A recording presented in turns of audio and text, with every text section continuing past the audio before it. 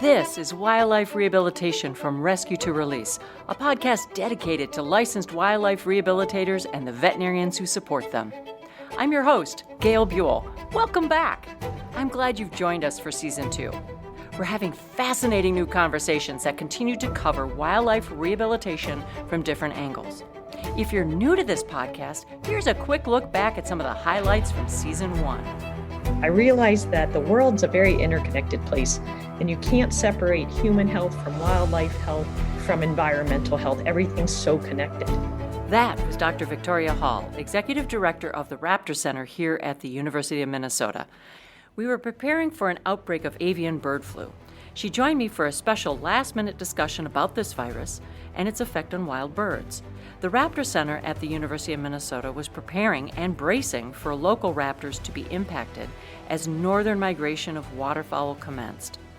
We wanted to get the word out about highly pathogenic avian influenza, or HPAI, and how the Raptor Center was preparing so that other rehabilitation centers could get good scientific information to start their own biosecurity plans. Another devastating disease wildlife rehabilitators are concerned about getting into wild rabbit and hare populations across North America is rabbit hemorrhagic disease virus 2, or RHDV2. The original virus was brought into North America with domestic rabbits. Laura Davich-Jetta, a rehabilitator who specializes in care for cottontail rabbits, told us all about it in episode 13. And then the frightening part about this is that there's kind of also mechanical vectors. So we're seeing that, predators and scavengers and potentially insects can spread the virus. It can help it move greater distances. Wow. So we know our rabbits aren't, migrating. Our rabbits aren't flying from one state to another. Right.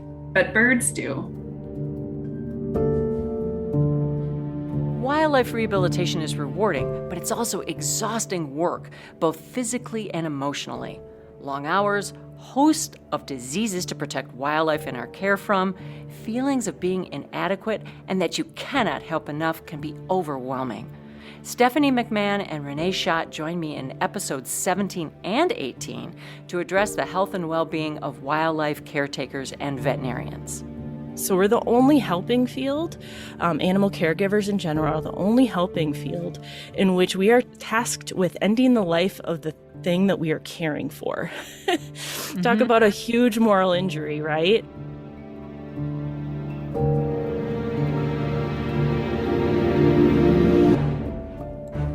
The phenomenon is compassion fatigue. We are all familiar with the term, and it's a very real cause of burnout among wildlife professionals and volunteers. Tune into those 2 episodes to learn about signs and symptoms, as well as resources that can help you manage your well-being in balance with the care you provide. We also had a lot of fun last season. I mean, they definitely do the sound, when they're in trouble. The babies don't have that sense of smell, so that they don't attract predators. You're not going to overfeed a weasel. A weasel cannot overeat. It cannot overeat. It's physically incapable of it. And of course, there were times when we were doing this in the winter, so we learned how to take blood samples with frozen fingers, which was, I remember I helped with this a little bit, and I remember taking blood in the field in the middle of the wintertime. Yeah. That was Debbie Sykes talking about white-tailed deer fawns, Peggy Pop, a Wisconsin-based rehabilitation expert in North American weasels, and Lori Arndt, an expert in raptor flight, reconditioning, and physiology. They don't have their ears open. They don't have their eyes open. Smell is everything, and they'll know when you walk into the room. It's not like every time a raptor goes after a prey item, it catches it, right? Sometimes they can go all day without having success, and these are birds that are 100% healthy. So it just really opened my eyes, and that's one of the reasons why I then became a falconer, so I could learn more in order to help these birds. And it also made me realize that the reconditioning that we were doing at the time really needed to be ramped up.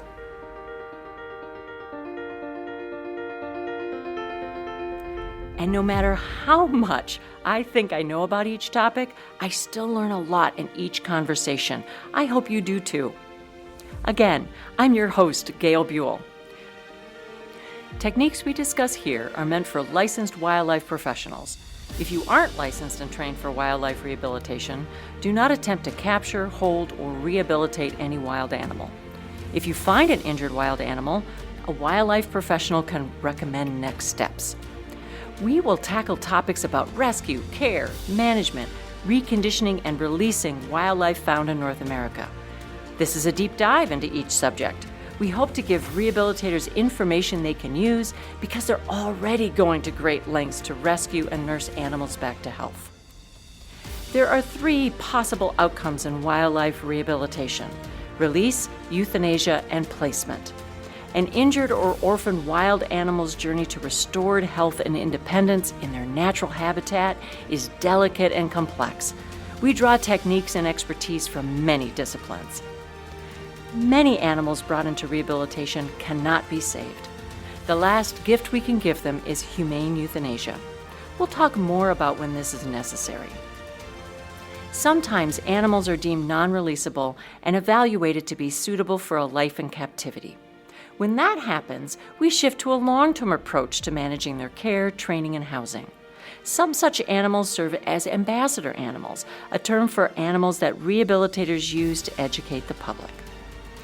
Each episode, we'll speak with experts who represent specialty topics across the profession of wildlife rehabilitation, ambassador animal care and management, showcasing best practices.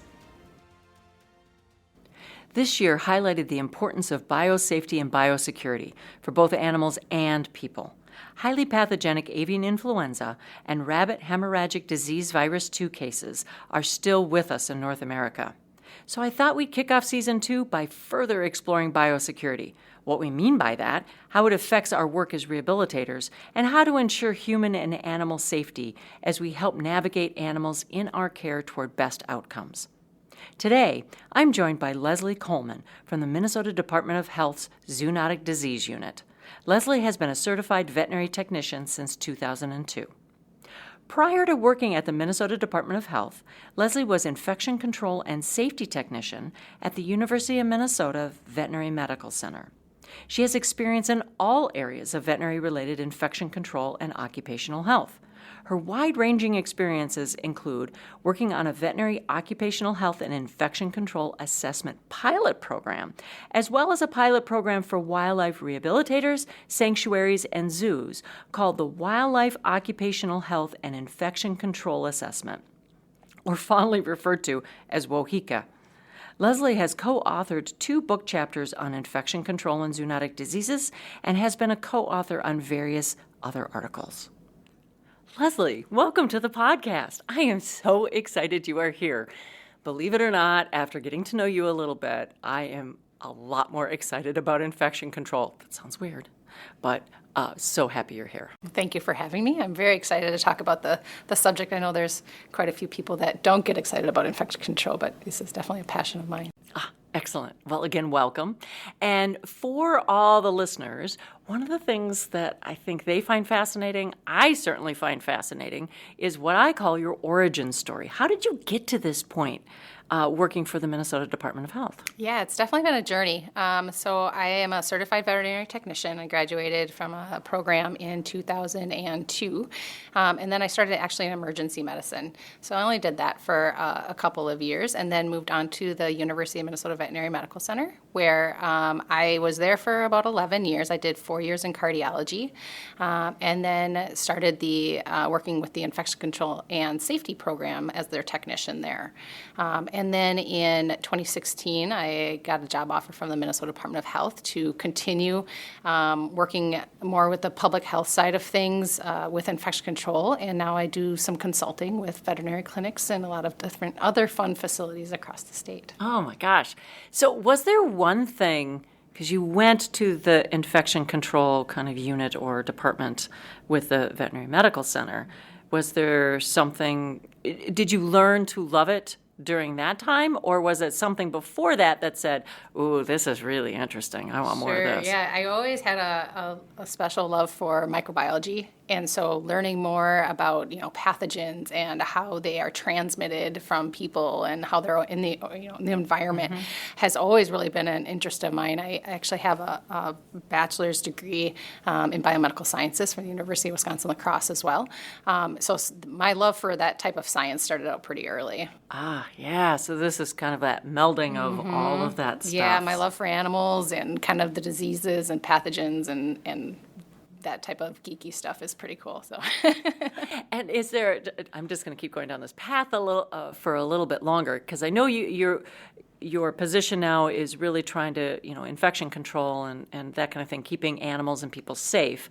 But is there something about either a particular pathogen or just pathogen in general that just really interests you, like their life cycle or their success or their ability to move, or? Oh, that's a really good question. I think it is more of how it's can be secretly transmitted without people knowing, but there are ways to show people that it can move from animal to person or person to the environment. There's kind of some cool different ways to look at that with fluorescent dye technology and stuff like that. But I think just the power of viruses and bacteria and pathogens in general of how they do good, but yet they can do very bad, and how can we stop that? It's kind of that whole life cycle of transmission and how people and animals can be affected. Right. A question occurred which you may not know the answer to. In fact, my guess is you don't. Is, do we have any idea on this planet how many viruses there are or how many different species? I know they change all the time, but I'm thinking, man, they're so successful. Yeah, there has to be there are way more than we've ever been able to name or to find. And that's kind of one of the important things about, infection control is that they're evolving and we're ever finding them and naming them. And there's always seems to be some new superbug, every year that comes out that makes people get a little nervous. But yeah, I think there's tons of them out there that we have yet to even find or discover. Right. And you mentioned that certainly there are some bacteria that don't do us harm most of the time, but that good bacteria can certainly go bad. Yeah. I've certainly heard that in the news. So do you have to be a little bit more cautious with those? But, we don't want to completely label viruses and bacteria just being always the bad guy. Right. Bacteria does really good things, in our gut and stuff to keep us healthy. It's the more thing of staying healthy. And that's a good part of infection control, too, is maintaining the health of yourself and the animals so that we can keep that good bacteria going so that the bad bacteria doesn't override and take over. But that definitely leads into rehabilitation a little bit because, yes, we're going to be talking a lot about infection control and how to keep the quote-unquote bad viruses, for example, out of a facility or out of the animal or people. But with rehabilitation, many times we are getting animals in that are already debilitated, right? So that good bacteria in their gut may not be in balance anymore. And so that is something, and we're not going to be talking about this specifically today, but that's something to always keep in mind, is that we're trying to help this animal get back to health so that they can have that balance. Yeah, and some of the scary thing about when you admit animals that have trauma or something of that sort is that you never know what they may have as underlying issues in the first place that may have led to that trauma. And so part of the infection control, is to always be prepared for the unknown of what these animals may have that you don't see right off the bat. Right. The other thing that's just fascinating and frustrating to me for infection control and these things is you cannot see these things. You might be able to see the results of maybe what they do, but you can't physically. Right, and that's the hard part is that because you can't see it, people don't remember to take the precautions that they necessarily need to. And so it has to be a habit aspect of this, and just the whole belief in the science of it and the knowledge of the basics of infection control and how pathogens work, that it's hard and it can be sometimes confusing and complicated, but it can be very simple if you really break it down. Oh, excellent, excellent. And you brought up just a phenomenal point, is that there's a lot of science behind this. We don't have all the answers. We're always searching for more answers and better answers and things like that. That's science. But there's a lot of science behind this. Yes, there is. So And there's a lot of good resources out there, too, to learn from. Oh, excellent. So, Leslie, why is infection control, why is this important? So it's really important because we are concerned about animal health and people health. And it's called the One Health concept, actually. And so where the people and the animal and the environment are all connected and they overlap. And so when you're working with this population of animals, you're really at that forefront to be able to stop pathogens and stop the disease transmission in order to maintain the health of animals, people, and the environment. Right. And it's not, when we talk about animals in that One Health concept, we're talking about livestock, so quote unquote domestic animals, as well as then the wildlife. Yes. Too. Yep. Whether it's wildlife in your wildlife rehabilitation or even more importantly, probably wildlife just at large. And we're certainly seeing that with highly pathogenic avian influenza, right? How the wild populations of waterfowl have affected domestic poultry. Yeah, it's all connected, and it's really interesting when you look at something like high path, how it can quickly spread from wildlife to domestic animals and how much it can really affect each other. And then you bring in that people aspect and the environment, and it's just this whole full circle of badness, I guess. Badness, or maybe we'll say, badness and opportunity at the same time. There we go. Sure. I'm trying to have a little bit more positive spin on it. So, excellent. So you have been working on a project that you fondly call the WOHICA Project. I love it. What does that stand for again, and what is it? Sure. It's the Wildlife Occupational Health and Infection Control Assessment Program. And so it's kind of a secondary program after my original program that I had for veterinary clinics. And so what it is we're focusing on wildlife rehab, sanctuaries, and zoos to take a deeper dive in their infection control programs and to be able to provide them resources and be able to help start up their programs and make sure that some of these facilities that might not have a lot of good resources really compiled and laid out nicely for them are able to move forward and do better with their infection control. Right.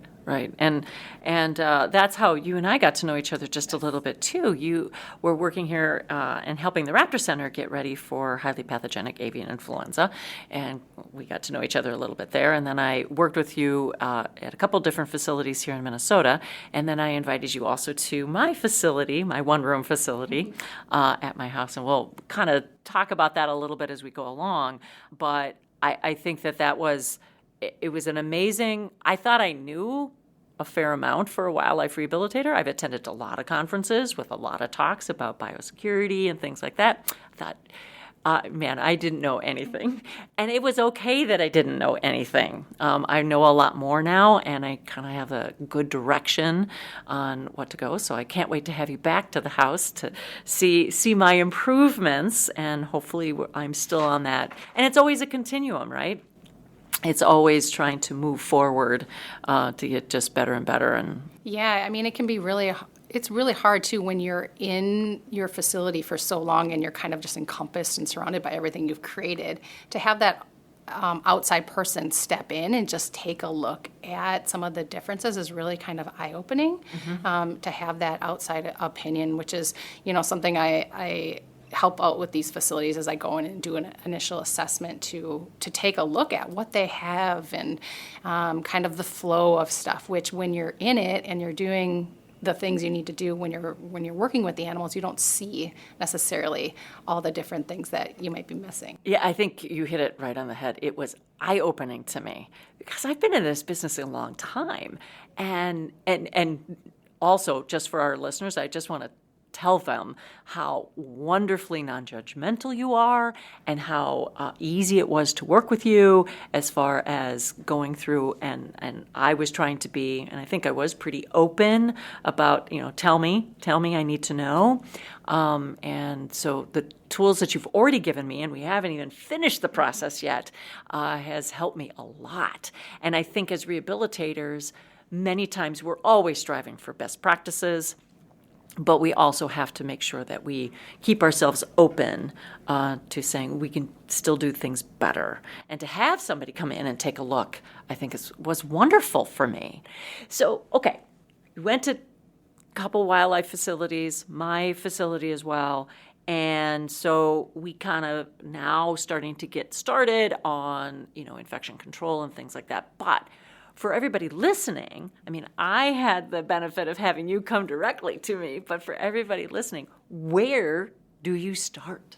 Yeah, that's a really good question, because it can be overwhelming when you really start to back off and try to look at the infection control part of what you're doing. I think the most important thing is to know the why behind it, because you're not going to make any changes and you're not going to drive change with any of your other staff or volunteers, if you do have them, if you don't know the why or they don't know the why behind it. And so knowing the different types of disease transmission. So we have contact transmission, which you break down into direct and indirect transmission. So direct is when you get something or you transmit something by actually touching the animal or directly. And then indirect is when you're touching the surfaces. So surfaces or instruments that are contaminated and can transmit organisms that way. And then there's vector transmission. That's where you have all your fun little mosquitoes and cockroaches and all sorts of other little bugs that can transmit bugs from the source to something else. Sure. Hippobasket flies come to mind. Yeah, those are gross. Goodness. Vectors is definitely my least favorite mode of transmission, I can tell you. And then you have droplet or airborne. And those are the scary ones, I think, in my opinion, because they're the hardest to control or to stop the transmission. Is sort of like high path is an aerosol type transmission or droplet transmission, where it's from the sneezing or the breathing of the animal, and it contaminates the air. And then if it's, say, outside or there's a wind, it can be carried by the wind to different facilities, and that is the harder one to control, definitely. Okay. So where does ingestion fall in that? Because with raptors, with high path, generally it's thought that they get it, high path avian influenza, through ingestion of contaminated birds. Yeah, so that can be more in the indirect, because you have the source that's contaminated, and then they're touching that source. So whether it's a carcass, or something in the environment that they're living in, but they're picking it up off a surface. All right, some people do pull that out and label it as their own mode of transmission as ingestion. Okay. But generally, everything can kind of fall into these three different categories. So again, it's direct or indirect. Yep. And I've already... And then vector. Vector, thank you. Yep. Yeah, the hippobasket flies. How could I forget? Yep, and then, the droplets. Airborne, yeah. Droplets, excellent. So once you understand kind of those modes of transmission, then you can look at what can we do to stop those modes of transmission. And that's what, when you take a step back, you want to look at that. So the primary thing you want to look at is hand hygiene. So your hands are the number one way that transmit pathogens, from the animal to you, or from the animal to a different surface. But they are definitely the number one way that organisms are transmitted. And it's also something we can control. It's something that we can do something about, which is the best part of infection control, is when you can actually do something about it. Right. So soap and water is our number one way to do hand hygiene. Although I know, going to a lot of different facilities, we're doing basic rehabs out of a garage or outside, and a sink with plumbing is just not feasible. So what other things can we do? And that's my favorite, is looking and thinking outside the box. So if you don't have access to soap and water, you can use alcohol-based hand sanitizer, but you want to use a wipe before you do that because you want to get rid of all the organic material on your hands before you use the hand sanitizer so it can actually do something. Right. Because it's inactivated by organic material, and so if your hands are dirty and you put on the hand sanitizer, you're basically just smearing dirt around. That's a lovely thought. Yeah. So the wipes you're using, are they the wipes that are antibacterial, or it's just like the baby wipes or whatever? Baby wipes are great. Okay. Yeah, I actually picked up a whole bunch of like generic, from the dollar store baby wipes, and those work great to bring along because they're cheap. A lot of places can afford them, which is also an issue sometimes is cost of things, and you can carry them around with you. So you can, put them in all sorts of different places. So wiping them off with just a wipe to get rid of the dirt removal, and then using the hand sanitizer. The other thing you can look at too, if you don't have like plumbing, is there's a lot of, if you Google it too, there's a lot of like makeshift hand sinks that you can make out of 5-gallon buckets, and like different kind of attachments you can buy at Menards for like $10 or something like that. But there are a lot of things that you can do to make yourself kind of a sink outside, or it's portable, all sorts of things that you can do to make it so you can wash your hands appropriately. That's a great idea. That's a great idea because you're exactly right. A lot of rehabilitation happens a long way away from a sink or water or time of year. Even some whatever. of these buildings were built so long ago that they didn't have infection control in mind, so there aren't properly placed hand sinks. There's not really a nice flow to the facility to allow you to go wash your hands right after doing something really icky. And so it's kind of making do with what you have. Yeah, the other thing that it occurs when you said that is that a lot of these places, people have been doing rehabilitation for a very long time. I've been in the business for over 30 years, right? And at the beginning we were talking about rabies vector species, and we were talking about Bayless ascaris and raccoons and things like that, but I know there's some listeners out there that are like, well, I didn't have to do this back then. Why do I have to do it now? Yeah, I get that a lot, actually. It's the habit change thing, and why are we doing this now when I never did it before? It's because we know a lot more now. Yeah. And there's probably way back when you weren't doing it, you probably did contribute to some transmission, you just didn't know it. So if we don't look for it, you won't see it. It's when you start looking for it and looking really at what you're doing that you're all of a sudden going to start seeing what you've been missing the whole time. Right. And in general, we're about best practices, talking about best practices on the podcast, and rehabilitators generally are about best practices, and best practices change over time. As we learn more, so like when we know more, we should be doing better. So I just wanted to get that across because I certainly have thought about that myself too. Other rehabilitators are not alone in that. I'm there too going, well, I never had to do it like this when I first learned.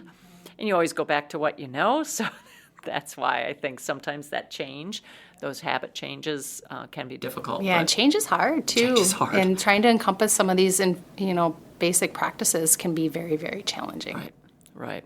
So, but that's why you're here, to give us some really good ideas and things that we all can do. Again, not expensive. I love that sink idea.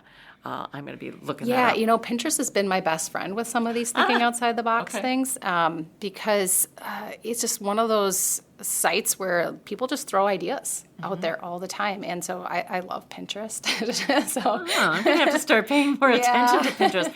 And wildlife rehabilitators are nothing if they're not inventive. Yes. Because we've had to be for how long? Forever, basically. So, all right. So we know now pretty much why it's important. Yep. And we've got a few of, there's 3 main things or main types of things. One of them we were talking about is hand hygiene. And of course, most people should be aware of hand hygiene because of the flu viruses and COVID-19 virus and spread like that just those types of viruses that are going between us, it's important to wash our hands. Yeah, it's also important to know when to wash your hands. Ooh. So there are, you definitely want to wash your hands before you touch an animal. And that's the part I think a lot of people miss, is because you've been touching how many things before you started touching that animal. Or even if you're going to put gloves on, you should be washing your hands before you put those gloves on to protect yourself in case you have glove malfunction or something of that sort. So before you touch an animal, after you touch an animal, before you're going to do some sort of a clean activity on an animal, so like a bandage change or something of that sort. And then after you've been in the animal's environment, you definitely want to wash your hands. So a lot of people that get done with their patient, they'll take the gloves off, they're wearing gloves, and then they think their hands are okay, and they'll continue doing things around that same room. But after you've been in that room, that's when you definitely should be washing your hands. Also, when you take off your gloves, you should wash your hands as well. But there's definitely those moments of hand hygiene that a lot of people miss as well. I've actually developed a poster that we can link to the site too. Excellent. That's on our website. And so that breaks down those 5 moments of hand hygiene that can be put right on the wall. You can laminate it, put right on the wall, and be a good reminder for when to do it. Oh, excellent. Excellent. So that's a really, I don't want to say basic because it's incredibly important, but that is a great place to start. Again, doesn't cost a lot of money. Does take some thought, right? You have to pause and think before you go on. You definitely have to slow down with what you're doing and just kind of remember the process. Yeah, right. Okay, so what other things should we be thinking about? Yeah, it's, definitely cleaning and disinfection is a big one. So a lot of people are trying to clean and disinfect. They're just kind of doing it wrong. And so when you take a step back and really look at your process and what you're doing, you can really look in depth to the protocol or the procedure which you're actually doing. The number one thing when I go out to facility and look at for the cleaning and disinfection is what products are they using. Now, I'm not a sponsor for any different products or anything like that, but it's breaking down what chemical is actually working in your cleaners and your disinfectants. So there's a lot of charts out there. There's a lot of different, resources that you can say, well, I have this product and it says the active ingredient is some, it's acetylglutaraldehyde or something of that sort. So you can look on the chart and you can see on these charts, what it works against, what it's effective against, how safe is it, because safety is a big thing when we're working with chemicals. And then, how long do you leave it on surfaces to actually work? How do you use it? So that's really important because I find a lot of facilities have a product that they think is working really well. And I will tell you, some of the marketing on some of these products are fabulous that make it look like it's doing all of these things it should be doing. And actually, it's not.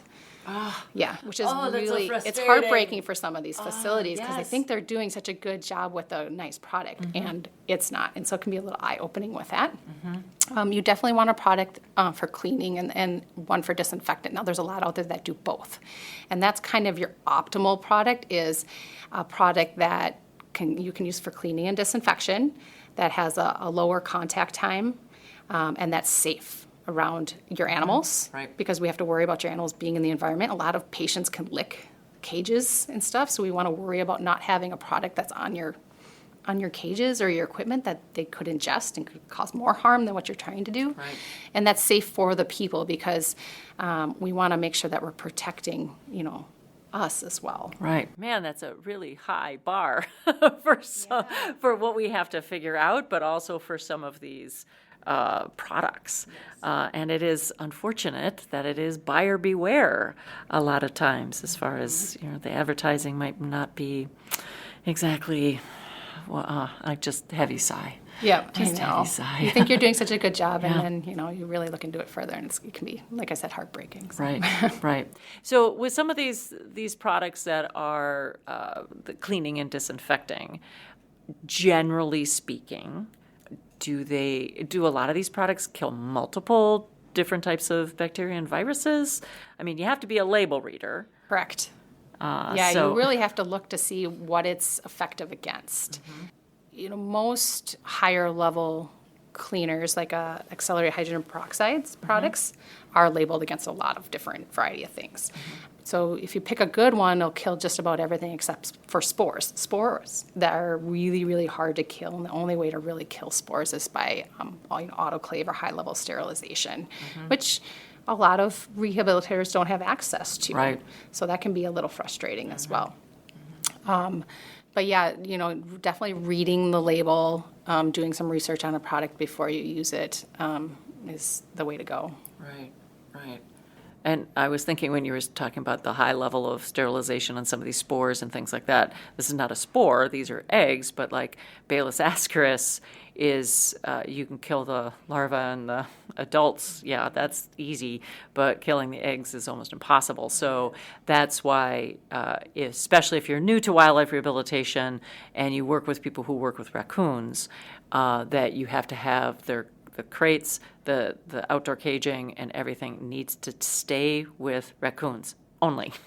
Because you don't want those eggs cycling anywhere else except for raccoons, which is their normal host. So, and I don't know if you want to add anything there, but raccoons are It is definitely hard. Keeping their environment clean and stuff is the best you can pretty much do, and wearing appropriate personal protective equipment to protect yourselves, and then stop spreading it and try to keep it contained to that raccoon. Right. Exactly. I know it's difficult. It is hard. It is difficult. So, as far as the disinfection control and cleaning and disinfecting, I think that if you've got something like accelerated hydrogen peroxide that you mentioned can kill a lot of things, that helps in another aspect, because many times an animal may come in with not maybe just one thing. They may come in with many things, or they have a contaminated wound, and so now we have that additional layer. As far as PPE, or personal protective equipment, I should make sure that everybody knows what PPE stands for, is nitrile gloves or gloves for your hands, and of course you've got to protect your hands from the bitey and the pokey ends of the animal too. Is there any particular recommendations for that type of? Yeah, so definitely PPE is something you want to be concerned about. So gloves are great. We also want to worry about, our eyes, and so eye protection is really important as well, because it is a mucous membrane and you can get pathogens into your eye and into your system that way. Masking, if appropriate, if you're dealing with an aerosol, or if you want to protect from touching your face, because a lot of people, when they're working with animals, will touch their face, even if you don't realize it. And so that'll kind of help that ingestion process, even for people. The other thing you want to worry about is your clothing and your shoes. So and this is a culture change as well, is to try to get people to wear work-dedicated clothing and footwear and then change before they go home. And that's been something that's a little challenging in our culture of animal care, is that changing your clothes before you go home and wearing dedicated footwear. We're trying to also protect whoever you may have at home, your kids and your pets, or you might have, another facility that you're going to help out with. And so we want to stop the spread that way too. So having extra clothing with you so you can change is important. While you're working at the facility, having waterproof coveralls, so Tyvek suits, or waterproof gowns is also important, especially dealing with, some leaky wounds or some gross stuff, some diarrhea, all of those fun things, bodily fluids that you encounter almost every day, to help protect your clothing and then protect the spread from going around your facility that way. And I'm an independent wildlife rehabilitator. I have a room in my house.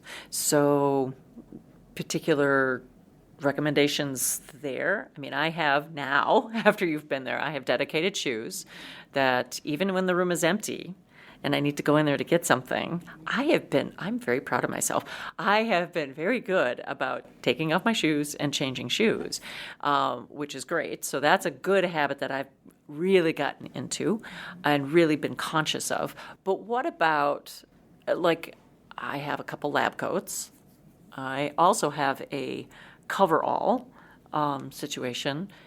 Are those adequate enough to take on and off? Or should I also really try to say, okay, hey, I've got every 2-hour feedings for baby squirrels or baby raccoons, whatever it is. I need to completely change into my work stuff and then completely unchange at midnight. Yeah, no, I see where you're going. So I think it really depends on the activities that you're doing. too. Changing your footwear every time you go into your room is fantastic. I love it. Changing your whole clothes depending on what you're doing. So if you're just going in there to feed them and you're not going to be like on the floor with them, you're not going to be doing some involved things, putting on a lab coat or a waterproof gown and gloves for those like 10-minute activities is just fine. So you really have to break down the activities that you're doing, the animals you're working with, the space you're working in, how critical are they, how infectious are they. If it's an aerosol type pathogen you're dealing with, you definitely want to change your clothes completely, or put on the full Tyvek coveralls that you can put over your clothes. So you really have to break down exactly the situation that you're in and look at a little bit more closely, because there's not, and that's the kind of complicated part of infection control, there's not necessarily a one size fits all, which is why it's complicated. Right. You can't just say, well, here's what everybody should be doing in all situations, because that's not true. Right. There's definitely ways to stop transmission of pathogens in all sorts of different facilities. So. And that allows for definitely customization, right? Yes. Because my facility, my one room, and my laundry room, right, is very different than the Raptor Center. Yes. Right?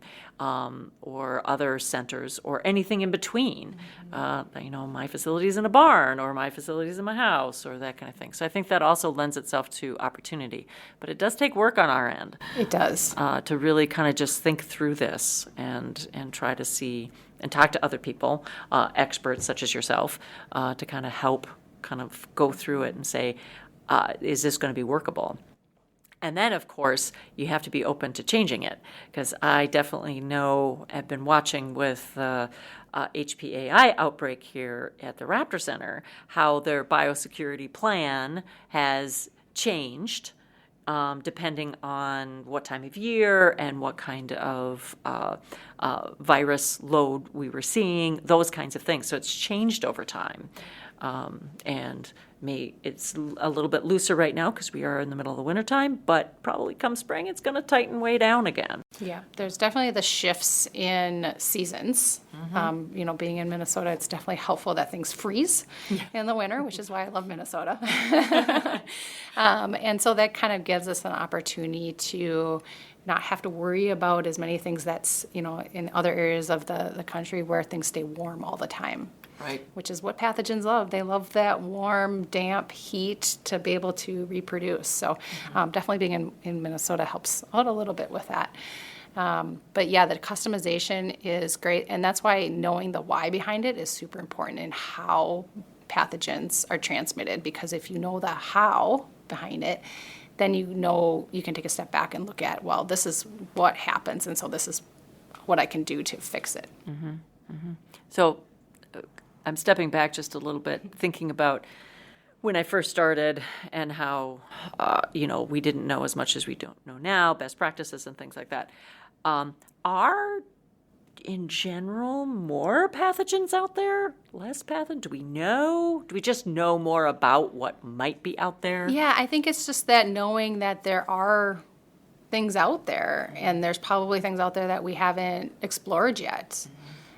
I think the other thing is that we're starting to, interact with animals a lot closer too, as people in general. There's probably, and I don't know how many have been out there before, but probably way more wildlife rehabbers out there now that are passionate about this, that are really starting to, do this out of their garages or their homes because they have a passion for it than there has been in the past. I mean, there's kind of, I think, a shift of, not only, from the pandemic and everything, but working from your home, trying to do things more on your own level, on your own space. So I've definitely seen a lot more of some, makeshift rehabbers that are making it work and doing what they can in the spaces that they have. So I think there's just that interaction of people and animals and trying to do better. So And definitely wildlife rehabilitators can be on the front line of emergencies completely. Completely. And the other thing I wanted to mention is that wildlife rehabilitators wildlife rehabilitation, I should say, is a profession. It is. Most of us are unpaid. Yep. But it's still a profession. It completely and is. if we are a profession and we're professional, these are the things that we need to be doing. Yeah, and you guys need resources. And we need resources. If you think about like some of the, other professions, more of like veterinary clinics are working with companion animals, they have resources. They have documents put out.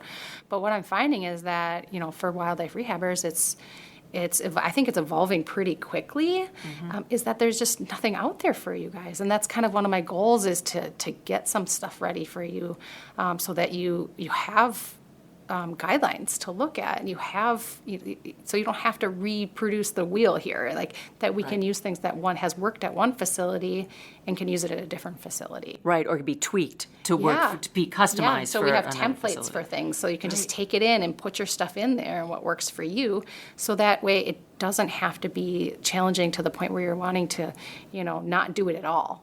Right, because it seems so overwhelming. I'm It is. already doing this, Yeah. every 2 hours. I can't fit any more of this in. I cannot fit anymore. And so that's working with you directly, but knowing that you're trying to build some tools to help wildlife rehabilitators, as well as other facilities, other types of facilities, is wonderful to hear, because that's... we are nothing if not, like I said, inventive and customize everything. But getting you tools have to. is I important. mean, there's such a need, and there's such the need for doing it in a cost-efficient way, because, like you said, most people they're not paid directly. It's nonprofits. It's fundraising, all that sort of stuff. So how can you make it work without spending a whole lot of money? Right. It's hard, because most infection control products are made for human health care. And so we have to take these products and try to figure out how to use them the most efficient way to make it last, so that you can do it correctly. Right. That's hard. So the other thing I want to touch on, because I think it's very important, because wildlife rehabilitators in general are givers, which means I have this animal, I need to do whatever I need to do to help that animal. And infection control to help that animal and spread between animals, whether it's raptors or other animals, very important. And I know that rehabilitators want to focus on that. But this is also incredibly important for our own health. Correct. Yeah, there's a lot. And most of the time when I work with a facility, we phrase it as we're protecting the animals, when in fact we're doing both. And being in the animal profession myself as a veterinary technician, my drive is to help animals. Right. It's really hard to take a step back and be like, well, I have to think about myself here, right? And so by doing some of these things to protect the animals, you are protecting yourself too. But yeah, definitely, and that's one of my passions too, is to really try to protect people while they're trying to do the good for the animals. Right. It's such a heart thing. That we're putting everything we have for the population of animals, that it's really hard to think about yourselves. Right, really is. But it can affect you drastically. It can make you very, very sick. And I've seen people get very, very ill from some of these pathogens. And they might be pathogens or organisms that some of these animals carry normally. It doesn't affect them.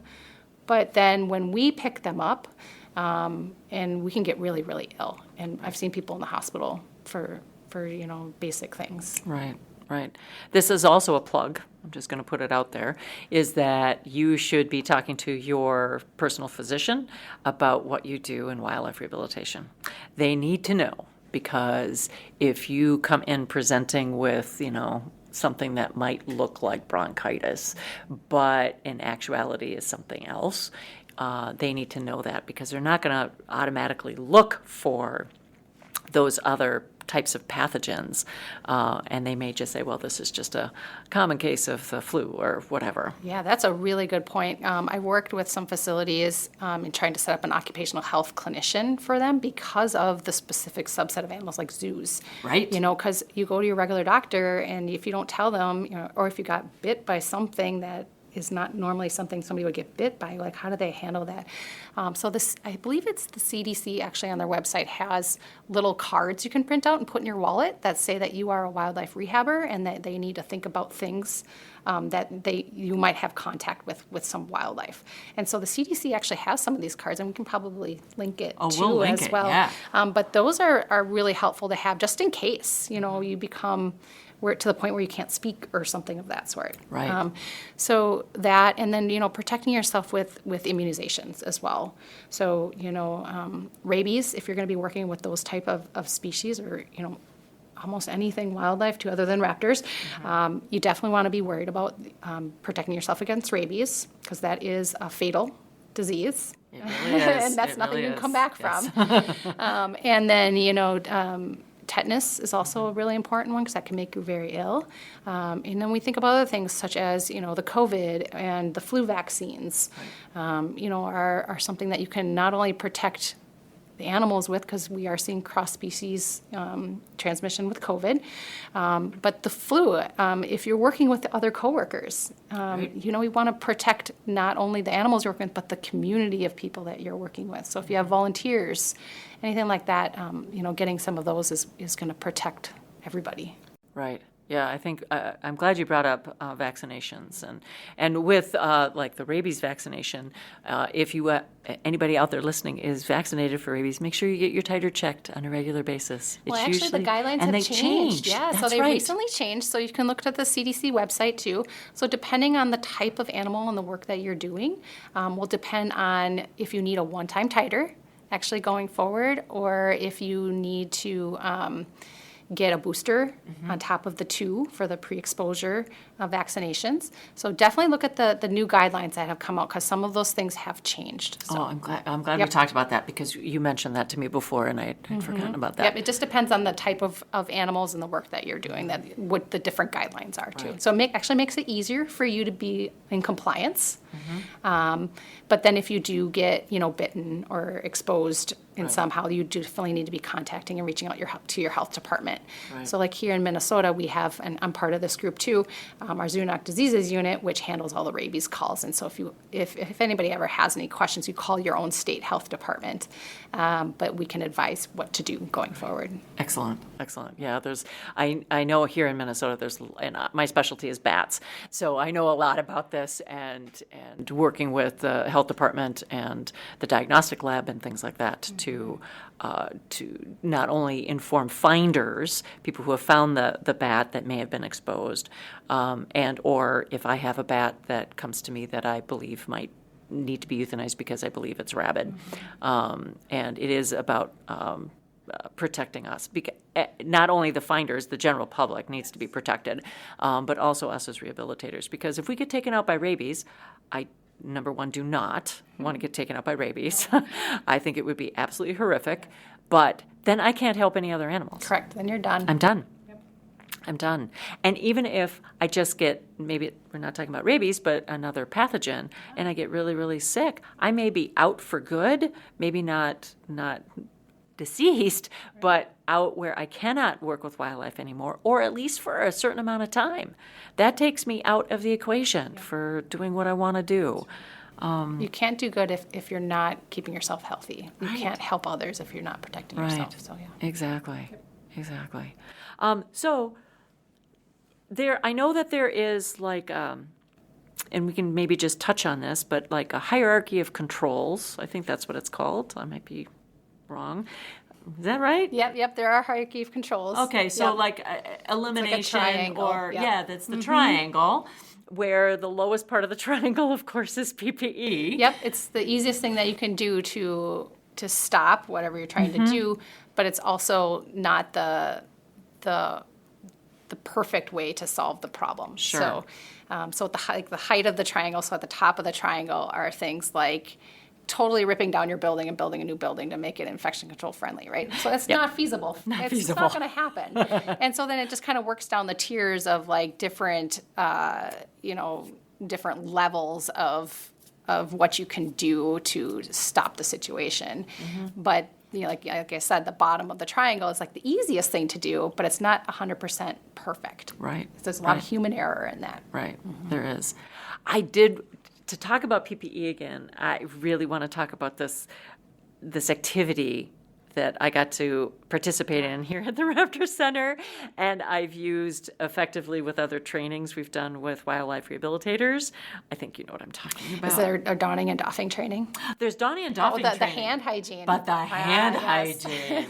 We need to talk about this, because not only was this eye-opening. And to everybody that has used it, that is not maybe a veterinary professional, but has used it, it's just been like, oh my gosh, are you kidding? Did you want to describe it? Yeah, sure, I can. And I'll just preface by saying I love it when you can open people's eyes like that. Yes. And make them aware just by having things glow. And so I love making things glow. And in infection control, there's so many different ways to make things glow, just to make people like visual. I'm such a visual person myself that and I know a lot of people in the profession are visual learners too, that if, you can talk to them all day about washing your hands and doing else, but if you can show them what's actually happening is amazing.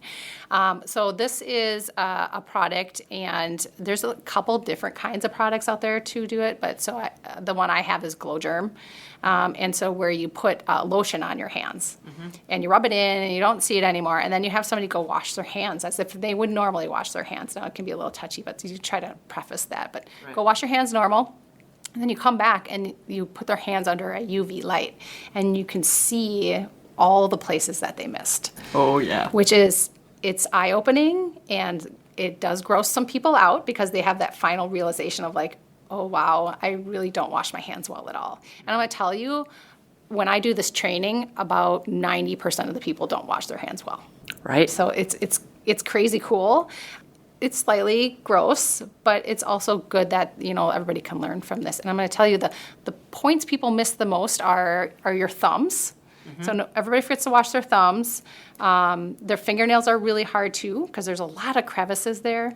And your wrists. So like your wrists always, because if you think about it, your wrists come in contact with a lot of things. So you lean against them, you prop yourself up against them a lot of the times. And so they do get very, very dirty.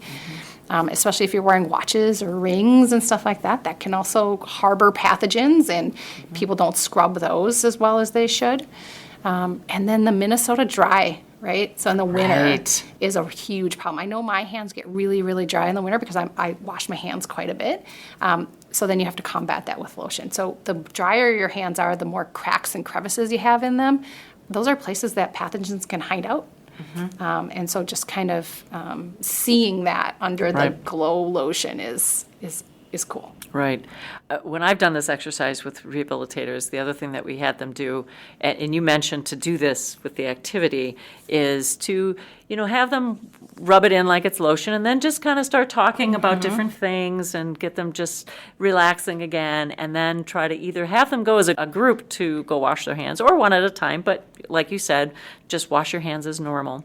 And then we gathered back in a group, we did it in a circle, and then when I showed the black light, it wasn't just the hand pieces that were being missed. You could see on their clothes all this glowing everywhere. And some people, and we made them close their eyes, so be careful with a black light, a UV light, but made them close their eyes. But even on their face, like their nose, that was like the number one spot that everybody had a little glow on. Yeah, lots of people touch their faces. I mean, pushing their hair back behind their ears is big. Itch. They just sometimes get nervous too, and they start itching a little bit. All of that sort of. They fidget. Lots of people fidget, and so, it's crazy how fast you can contaminate yourself. It is, but. As an exercise, it doesn't cost that much to get this stuff. I actually just purchased some. It was a different brand on Amazon.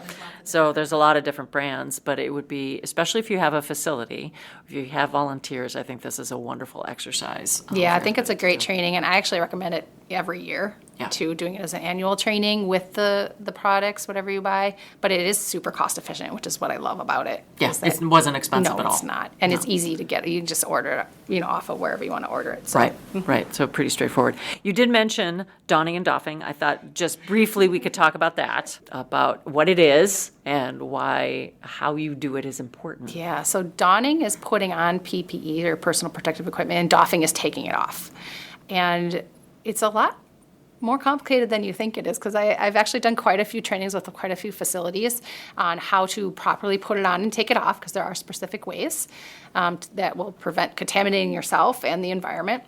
I actually went into a facility, and it was a sanctuary type zoo type place, and they came in with the attitude of like, I don't need this training. Like, I know how to take off gloves. I don't need this. And by the end of it, they came back up to me and were like, I couldn't believe how eye-opening that was, because I thought it was so easy and it wasn't. Right. And so there are trainings out there, more human-based PPE trainings, and so it's one of my goals is to put together a video for some of the products you might see more in the wildlife rehab or zoos, veterinary clinics type of thing, how to do that in the space that you have, and how to do it appropriately. Because there's a couple different ways you can do it. Is again not there is a clean cut way, but there's different methods to take off PPE. Sure. So that is definitely a training that I would highly suggest for everybody to look into as well. There are human infection preventionists out there, and this is what they do too, that you could possibly reach out to for help. There's some great human IPs out there that will do training off on the side to help people. Okay. Yeah, thanks for that little aside. And I was able to watch, again, the training at the Raptor Center that you did for donning and doffing, and there was a powder you put on like a stuffed animal. Yeah. So this is definitely one of my favorite trainings because it is slightly more complicated, but it is more fun to see the results. So what I used was another glow product, and it's a powder, and I use a stuffed animal, and it's kind of my stuffed animal glow dog. And then I have two people put on PPE and start working with the dog while I talk in the process. And so they're kind of reviving the dog and bandaging it and, stuff of that sort, and pretending like it's kind of going all over the place to try to contaminate a little bit more. But I talk while they're doing this so that they can kind of relax a little bit. And that's when the time you see again, like they start touching their face and all of the other things, or things around the room, they start like leaning against surfaces. And so then we doff or take off the PPE, and then I take that glow light again, and then I can see the contamination of themselves and the table and the instruments and all of that stuff. It's very cool. It's one of my favorites. It was very fun to watch. It was very fun to watch, and wondering, because I didn't participate in that part of it, going, I wonder how well I would do. It was very, very It's hard, interesting. and I'm going to tell you, like, I put myself through the training all the time, so there's nothing that I don't talk about that I haven't tried myself and haven't tried to do better in myself, because I am not perfect either. Like, I'm still learning a lot of things. I think everybody is. But I'll put myself through that sometimes just to see, like, check myself all the time. Right. I think the biggest thing is when you're looking at your facilities is to make sure that you have things written down. So you could have, the best hand hygiene in place. You could have a really good cleaning and disinfection protocol in place. But if you don't have it written down, if you don't have a checklist to look at, and you don't have a way to train others and so that everybody can be on the same page and have that consistency, it's not going to be great going forward. So I highly recommend having protocols that you can refer back to, and then you can look at yearly, depending on how things are going, and they can be revised and they can be improved, or you can take things out, but they're ever changing. Having checklists that complement those protocols and SOPs that can be hung on the wall. So like if you do have an isolation facility and you're going to use putting on PPE quite a bit, to have those steps completely listed out, because it's hard. There's a lot of steps. And then, laminate them so they can be cleaned, so you can just wipe them off is important. And then having a trainings. So that kind of like sums up and brings together your whole entire infection control program, because you want everybody to understand all the processes, the procedures, how they find the resources, so that they can do it right. Right. Yep. And it's also about that why, too. Yeah. That's the time to talk about the why. Yeah, you also want to have some checks and balances for yourself, too. So, like, if you do have volunteers to, take some extra time and just watch sometimes what they're doing, just to, not to criticize. It's not a bad thing, but also then to have that understanding between all of you that are working in a facility, is that we're in this together. We all make mistakes. Let's see how we can help each other. Right. I like having rewards, positive Oh, there rewards. You go. We're talking my language I know. now. So, we're all food driven, right? And so, we all like to have, like chocolate here and there or whatever. But, if you see somebody in your facility doing good, say they wash their hands when they should have, give them a positive reward, because I think that's how we drive a lot of things. There's so many different things you can do to drive positive reinforcement, to help that culture change and to help the habits stick. that it just takes that little bit of extra time and a little bit of, setting it up, but I'll tell you, it does wonders to give somebody some positive reinforcement. It really does, because that's definitely my paid professional career has been in ambassador animal training, so the positive reinforcement has been proven. It's also science that really does help drive behavior to be better and better. And who wouldn't rather have a piece of chocolate instead of being yelled at for doing something that is incorrect? Yeah, I would definitely. Me too. Stickers, if you can't have chocolate. Yes, stickers. I love puffy stickers. I'm a child of the 80s, so having the puffy stickers has always been fun for me, or smelly stickers or whatever. So things kind of like that just kind of make you brings you joy. Right. Yep. Excellent. Are there other things? Joy in infection control. I tell you, it's been a wonderful podcast. I love this. I love this.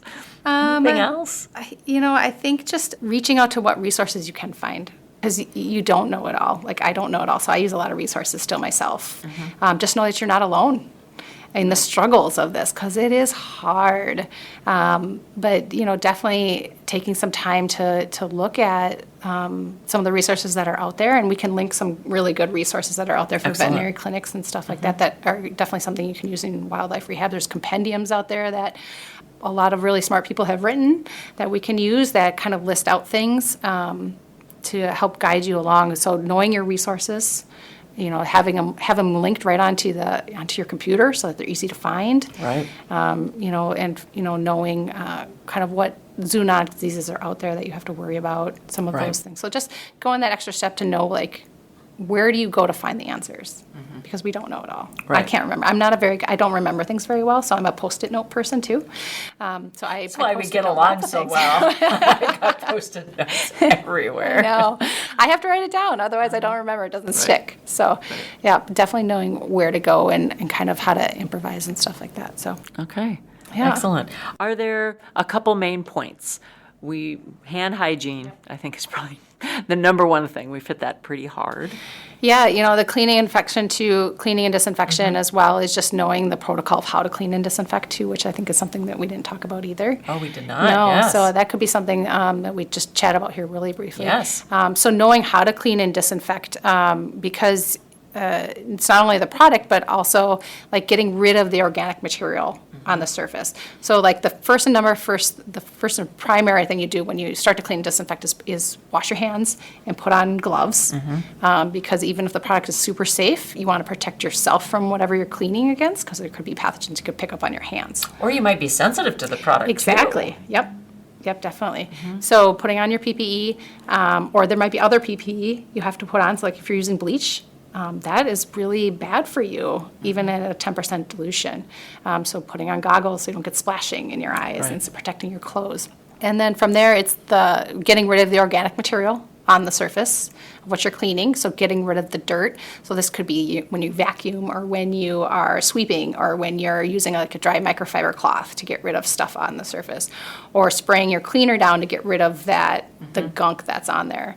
But then so whatever you're going to do, and then to clean it, then you spray your cleaner on there and you let it sit, wipe it off, and then you, depending on the product that you're using, so if you're using multiple different products, you might have to use a water rinse in between. Okay. And because chemicals can interact with each other, and they can cause noxious fumes if one type of chemical interacts badly with another type. Right. So depending on what you're using, and then you apply your disinfectant. The biggest primary thing with applying your disinfectant is allowing it to sit for the amount of contact time. So most out there are 10-minute contact times. Right. That means that's how long the product needs to sit on the surface fully wet for the entire time. So it should see it completely wet, should never dry. And then after that contact time to wipe it off. Right. So that's when it's actually doing what it's supposed to do. Okay. So if it does kind of dry within that contact time, you just wet apply it. more. You just Yep. apply more. Just keep putting more on there. Putting more Yep. on there until. So you want to that first application of the product, you just liberally want to like put a whole bunch on there. It's not just a couple spritzes. It's more than that. And then wiping off.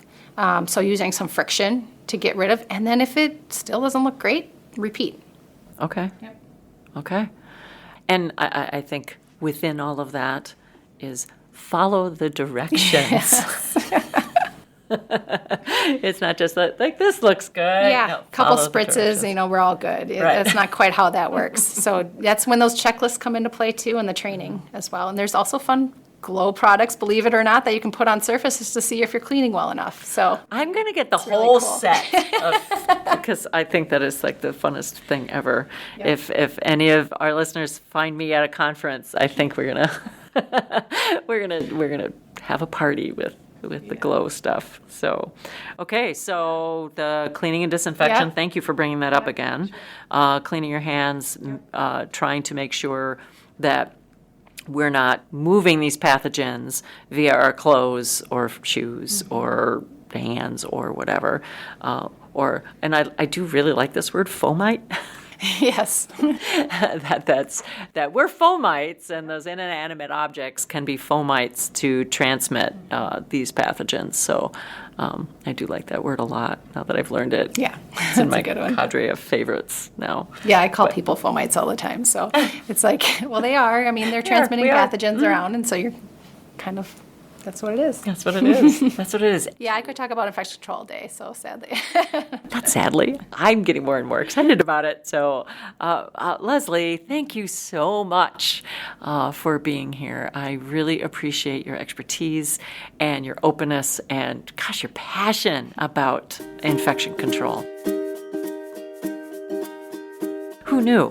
And joy about it. I just love it. So, Well, thank you very much for having me. This is great to be able to talk about it and to get some knowledge out there, because it's just not talked about that often either. Right. And so to be able to start talking about it is the beginning steps of doing better. exactly. Exactly. Oh my gosh. Again, thank you so much.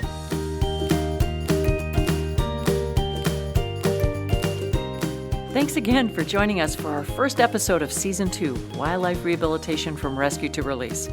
Wildlife Rehabilitation from Rescue to Release is a production of Partners for Wildlife, working hand in hand with wildlife rehabilitators and veterinarians to improve the welfare of orphaned, ill, and injured wildlife. Our executive producer is me, Gail Buell. I'm the partnership coordinator for Partners for Wildlife at the University of Minnesota College of Veterinary Medicine's Raptor Center. To learn more about the Raptor Center and Partners for Wildlife, visit raptor.umn.edu. Our producer is Kirk Clockey.